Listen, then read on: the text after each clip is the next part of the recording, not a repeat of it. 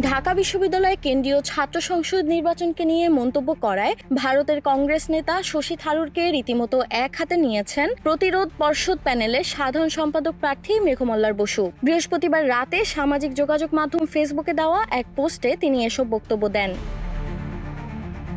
পোস্টে মেঘমল্লা লেখেন, তিনি নিশ্চিত তার বার্তা শশী থারুরের কাছে পৌঁছাবে না, আর যদি পৌঁছায়ও থারুর সেটিকে গুরুত্ব দেবেন না, কারণ তার ইংরেজি শশী থারুরের মতো সাবলীল নয়। তবে তিনি নিজেকে ঢাকা বিশ্ববিদ্যালয়ের প্রগতিশীল শিক্ষার্থীদের প্রতিনিধি হিসেবে দাবি করে বলেন, সাম্প্রতি ডাকসু নির্বাচনের রাষ্ট্রীয় সংস্কার হস্তক্ষেপ, ক্রমবর্ধমান ইসলামো ফ্যাসিবাদী প্রবণতা এবং বিপুল অর্থ ও পেশিশক্তির ব্যবধান সত্ত্বেও তিনি প্রায় ৫,০০০ ভোট পেয়েছেন।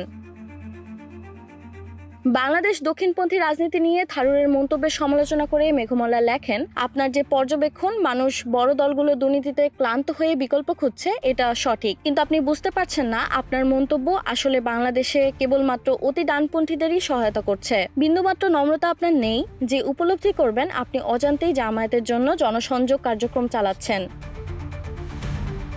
ইসলামী ছাত্র শিবিরের বিজয় নিয়ে শশী থারুরের উদ্বেগকে ভণ্ডামি বলে উল্লেখ করছেন মেঘ। কেরালায় সাবরিমালা ইস্যুকে কেন্দ্র করে দক্ষিণপন্থী প্রচার চালিয়ে শশী নিজেও সিপিআইএমকে হারাতে চেষ্টা করেছেন। তাই প্রথমে ভারতীয় রাজনীতিতে হিন্দুবাদী শক্তিকে পরাজিত করার চ্যালেঞ্জ মোকাবেলা করা উচিত থারুরের। মেঘমল্লার বলেন, যারা পরপর ৩টি নির্বাচনে মোদি আর অমিত শাহকে হারাতে ব্যর্থ হয়েছেন, তাদের উচিত নয় আরেক দেশের ছাত্র সংগঠনের নির্বাচনে কি ঘটেছে তা নিয়ে মাথা ঘামানো। তীব্র ব্যঙ্গ করে তিনি থারুরকে উদ্দেশ্য করে আরও বলেন, যদি আপনার অতিরিক্ত অবসর থাকে তবে আরও স্ট্যান্ড আপ শো করতে পারেন, আগেরটা বেশ বিনোদনমূলক ছিল। নিজেদের দায়িত্ব নিজেরাই সামলানোর অঙ্গীকার জানিয়ে মেঘমল্লা লেখেন, আমরা নিজেদের চরকায় নিজেরাই তেল দেব। আশা করি ভারতের মানুষ অবশেষে হিন্দুত্ববাদী ফ্যাসিস্টদের ভোটে হারাতে সক্ষম হবে।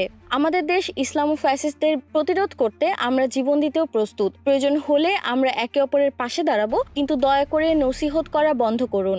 আপনি আমাদের চেয়ে কোনো দিক থেকে ভালো নন।